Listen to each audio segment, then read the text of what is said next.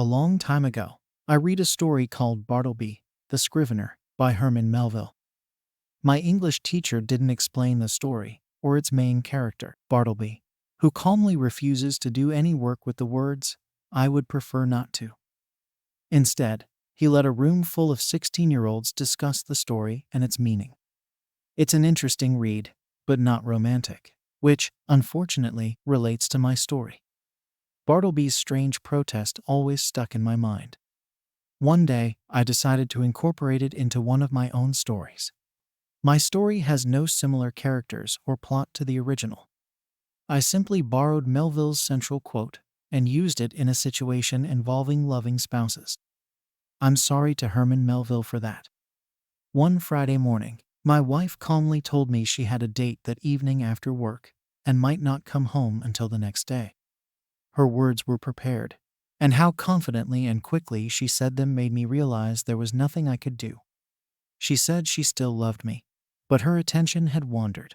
This was my first experience with marital unfaithfulness.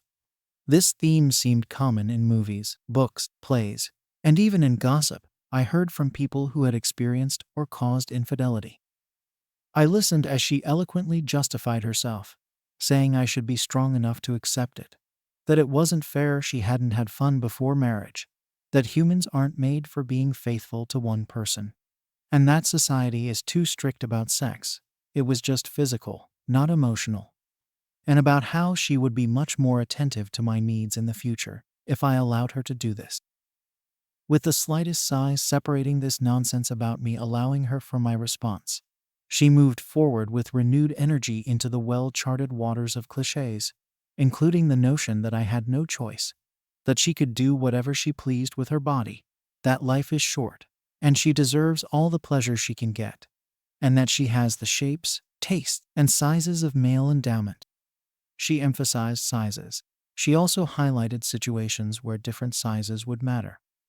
Yes, her selective menu did not include brain size or wealth. She was simply aiming for physical taste tests. Please note that I am not saying I was poorly endowed, nor would I say that I was physically weak or mild-mannered. Is there a modest way to say that I have at least average intelligence and a large wallet? No. Well, then know that I am a rocket scientist, and my job has made me obscenely wealthy. My wife had no complaints.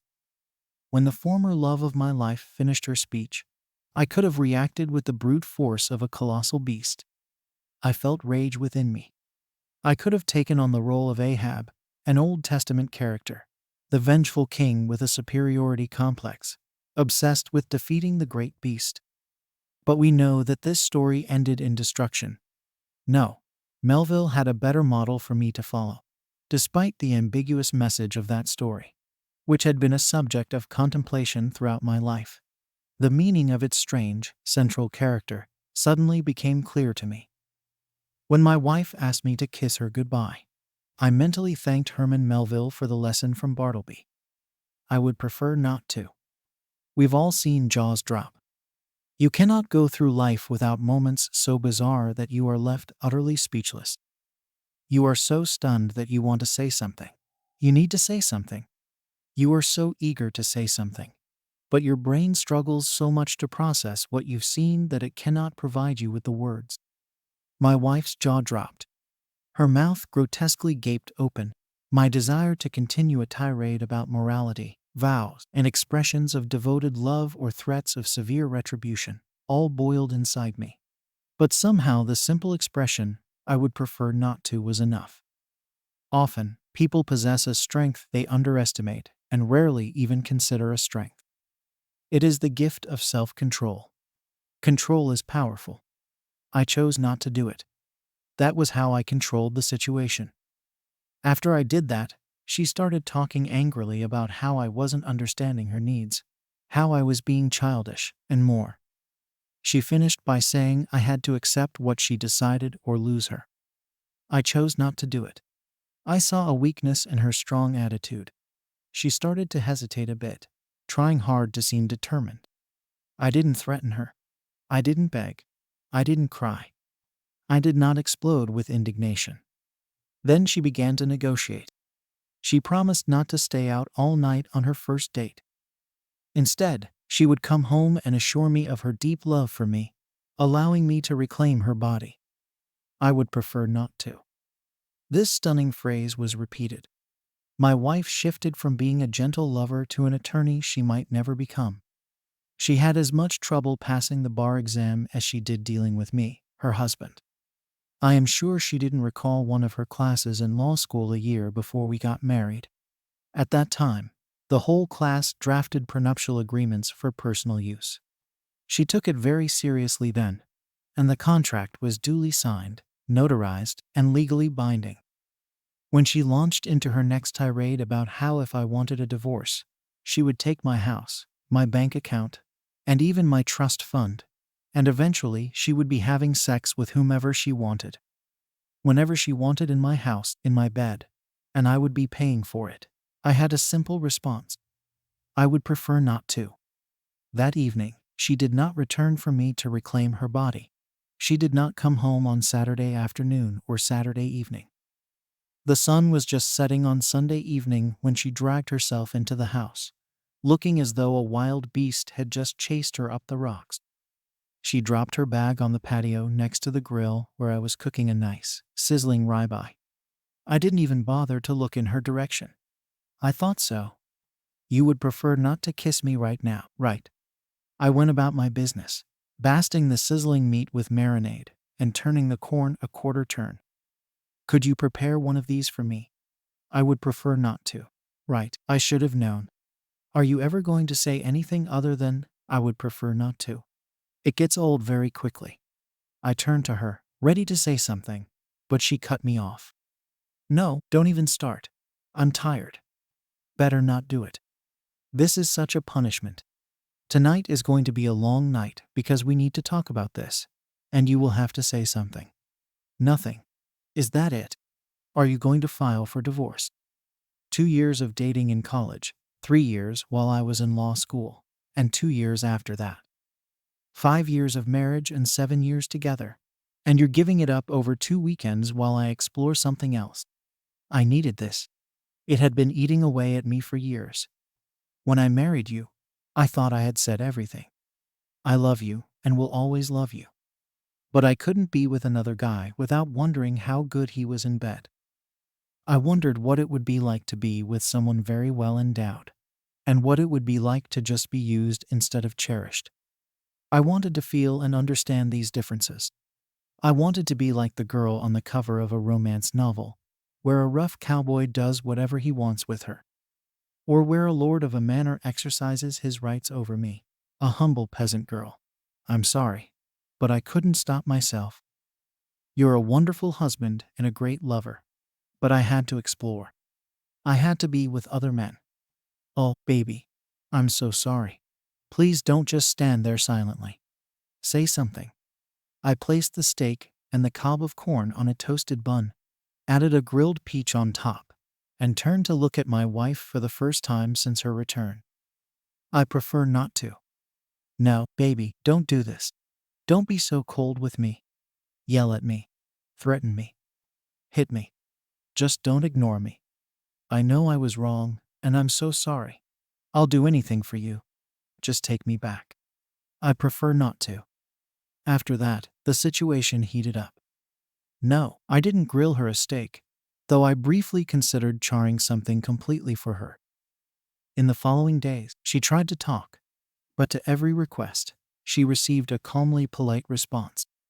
I would prefer not to. She asked me what I would prefer to do instead, to which I simply shrugged. I didn't leave the room when she tried to talk to me. I didn't ask her about what happened. You could say she was desperately trying to win my favor. The next Friday, she came home a little late, talking at 100 kilometers per hour about happy hour, a bar discount, with her colleagues where all she did was drink and laugh. Then she noticed there was nothing on the table, and I was dressed to go out. What's going on? Are we going somewhere? Oh, wait, you're not taking me with you, are you? Is this my punishment? Are you coming back to me? She asked. I shook my head and said the usual. I'd rather not, and then I left. I went to have dinner with my parents, who were visiting for the weekend. I booked them a room at the Hilton by the river because I didn't want them involved in our home drama. They already knew everything but were glad to enjoy a lovely evening with dinner on a river cruise. I got back home at 11:30 p.m., still looking great. My wife was crying when I arrived. I went to bed. I'm not sure what she was thinking. But the next morning I woke up to the smell of breakfast she had made. This time, my wife didn't ask me anything before speaking. Last night was awful. You left without me, and I stayed home alone. I couldn't shake the thought that you were in town with another woman. I felt so terrible. Now I understand how you must have felt when I was gone all weekend. If I ask you a question, will you answer me honestly? Were you with another woman? Considering that I met with both my parents, and my mom is definitely a woman, I honestly replied, yes. Mixed emotions were reflected on her face. She now knew that I had met with another woman the previous evening, which filled her mind with anxiety. On the other hand, I had said something else, something new. It turned out to be a good conversation. I had breakfast and, taking my golf clubs, left. My father and I played golf. He was over 40, but he hit the ball as if he were in his prime. In his time, my father received an award for community service for coaching the Special Olympics at the local level for many years, and then working as the state team director. During the game, we talked about everything except my marriage. I returned home just in time to take a shower and dress for dinner. My wife approached me as I was coming down the stairs and heading to the garage. She saw me in a tuxedo, and I took special pleasure in seeing her tonsils when her jaw dropped. She must be really special to deserve a night worthy of a tuxedo. I nodded. Darling, I must say that no one compares to you when you dress like this. All our anniversary dinners were unforgettable. She's a lucky girl, whoever she is. I suppose you don't want to share with me? I would prefer. No. Well, I understand. I know I messed up. I realize I ignored you and embarrassed you over the weekend. I should never have done that. Here's what happened over my weekend. On Friday, my date brought me a burger from a fast food place on the way to a concert.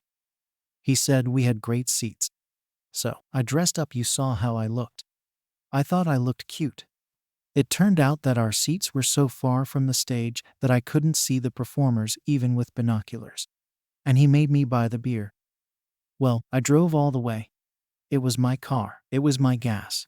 And then I bought dinner. In short, my first date on my big adventure was with the cheapest jerk in the state. On the way home, he started groping me. So, when we got to our neighborhood, I waited until he stopped at a red light at an intersection, jumped out of the car, and went to a restaurant where a blues band was playing. The jerk tried to follow me. But you know Eric, the bouncer who works there when they have live bands. I told him that this guy was a creep and was stalking me. Can you imagine? Following me like I promised him something. When I entered the restaurant, I saw a familiar guy from work. He was there with friends. We hung out, and I went home with him. But he was so drunk that I had to drive his car myself. And when we got to his place, it turned out that he had the worst whiskey, and his was so tiny. Then he just passed out, and I had to sleep on his couch. In the morning, I woke up to him crawling over me, saying he'd make it up to me. I mentioned that my husband is over 20 centimeters long, and asked how he would compare to that. That's when I really felt like an idiot. Instead of looking at things clearly and finally appreciating what I had at home and coming back to you, I decided that I needed to affirm my femininity and sexuality. So I went to a bar. I was about to sleep with some guy. But then his wife burst in. She was furious, her face red. To throw her off the scent, I slapped him and yelled, "You're married." Ironically, I hadn't taken off my rings. Then I went to the Clam Shack bar on the beach. There, a man approached me, flirting like crazy. He was really charming. He kept the conversation going and looked me in the eyes, instead of just staring at my body. I was starting to like him when two little children ran up to our table, yelling, "Grandpa, there you are." He disappeared quickly after that. In the end, I rented a room at an old motel near the clam shack, bought a bottle of wine, and sat on the balcony to drink and think quietly. Below me, on the terrace, there was a table with single and divorced women. They started talking about men, sharing their dating disappointments, mentioning names, and giving details. It seemed like my experiences were pretty common among them. Misogynists, meatheads, old perverts, and cheap bastards. That's how they described men. Well, I can't blame them much for that. I mean, a girl can hardly expect a man to treat her as an equal and pay for everything. These women on the terrace went through a long list of experiences with married men and men who seemed to be devoted family men, but for some reason cheated. Then they turned to the physical diversity of the men they had dated. They talked about dating guys from different cultures, races, religions, and even different political orientations. They discussed how size is not as important as how caring their lover is. They all agreed that if you can find both in the same person, you should hold on to him forever. I almost left them to come back home to you, but I had to listen to their conversation until the end, and I'm glad I stayed. I didn't hear anything else. I spent the rest of the night deep in thought about you. I woke up there on the balcony. The sun was already up, shining on my face, starting to burn my skin. I felt awful on many levels. The guilt for what I put you through consumed me. My body was stiff from sleep. I had been curled up on a lounge chair on the balcony. My stomach was upset from the terrible food and the 2 bottles of wine I drank the night before, and my head hurt from all of the above. I arranged for a late checkout and went back to sleep. When I woke up, I took a shower, got dressed, and went home. Darling, that evening I left our house with the firm intention of cheating on you, but I didn't do it. The universe was on your side, baby. It made it clear that I was meant to be with you, only with you. Please forgive me. Please let me stay your wife. Please, let's forget about my mistake and return to our happy life. Please. Her eyes filled with tears. I felt pity. I felt sorry for her. But what I didn't feel was love. I looked into her eyes, the eyes of the woman I had loved for a long time, and gave her my answer. I said, I'd rather not. I didn't tell her that the other woman I met with was my mother. I didn't say whether I believed her sad story about how her dreams fell apart that weekend. I told her I loved her because I wasn't sure if I did. After that, I didn't say anything more. She didn't give up. She tried to win my love back, but I kept away by traveling for work or staying in the city late. When she asked me things, I just nodded yes or shook my head no, without saying more. I slept in a different room and ate at different times than she did. Eventually, she got tired of trying. We never got divorced, but she eventually moved away. I think someday I'll decide to end it, but for now, I'd rather not. Second story. I left my 9-year relationship. We just celebrated our 9-year anniversary this year. I'm 25 and work as a freelancer, earning 5 to 6 figures monthly.